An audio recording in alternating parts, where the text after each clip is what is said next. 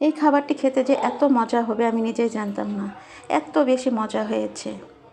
আমি প্রথমে তো পেঁয়াজ কুচি, কাঁচা মরিচ আর শুকনো মরিচ ভেজে নিয়েছি, নিয়ে এই বাঁধাকপি কুচি করে নিয়েছি, সাথে আলু দিয়ে একবারে ভেজে নেব। এটা আমি আলাদা হাফ সিদ্ধ করে নিইনি।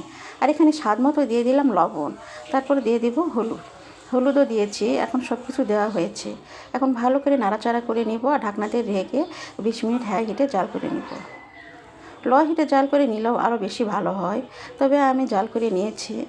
ভালোভাবে জাল করা হয়ে গেলে এটাতে পানি যে বের হয়ে আসবে, এটাতেই সিদ্ধ হয়ে যাবে। শীতকালে নতুন সবজি বলে কথা, খেতে তো একটু বেশি মজাই হবে। আর এর পরিমাণে একটু ছোটোই ছিল, তাই সাথে আমি ঝুরি করে আলু দিয়েছি। ঝুরি করে আলু দিলেই বাঁধাকপি ভাজি খেতে একটু বেশি মজা লাগে।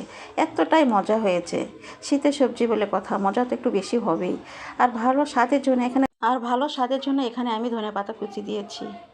ভাজি কিংবা চচ্চড়িতে এই ধনেপাতা কুচি দিলে খেতে অনেক মজা লাগে। আর যদি ছোটো মাছের চচ্চড়ি হয় তাহলে তো কথাই নেই। আর আজকে আমি বাঁধাকপি ভাজি করেছি ঝুরি আলু দিয়ে, কাঁচা মরিচ দিয়ে ভাজি করেছি আর ধনেপাতা কুচি, খেতে অনেক মজা হয়েছে। আজকে এই বাঁধাকপি কুচি ছিল, এই জন্য খেতে বেশি মজা। আর অন্য সময় এতটা মজা লাগে না। এখন শীতের সময় হালকা হালকা শীত পড়েছে, এই জন্য খেতে একটু বেশি মজা হয়েছে। আর হচ্ছে এখানে বাঁধাকপি ভাজি করতে তেলের পরিমাণ বেশি দিতে হয়। তেল বেশি দিয়ে ভাজি করলে ভাজি খেতে ভালোই লাগবে। গরম গরম ভাতের সাথে এই বাঁধাকপি ভাজি খেতে অনেক মজা। তেলের পরিমাণ বেশি দিয়ে ভাজি করলে স্বাদটা তো বেশি আসেই। আর যে খেয়েছে সেই জানে স্বাদটা কেমন। আর কী রকম ভিডিও আমার কাছে দেখতে চান অবশ্যই কমেন্ট করে জানাবেন।